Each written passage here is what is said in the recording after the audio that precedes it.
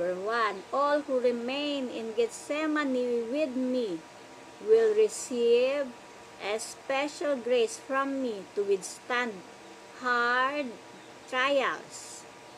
A promise to sustain them with a special grace of faith and love. So, ayun po, kung tayo ay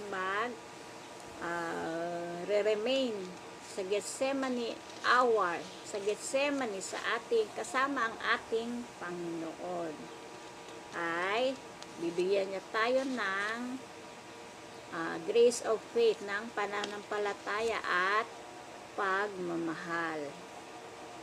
Number 2, during this hour of trials, I will console them because they console me that now that I am in agony.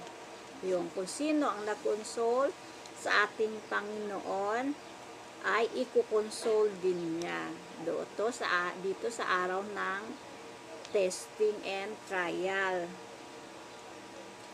Yun, I will console them because they console me now that I am in agony. So, nasa agony po ang ating Panginoon. At itong mga oras na ito, ay ito rin ang pagkukonsole sa Kanya. At bibigyan naman niya tayo ng grace of faith and love. Number 3, those who are faithful to this hour will have nothing to fear from the Antichrist. Ayun po.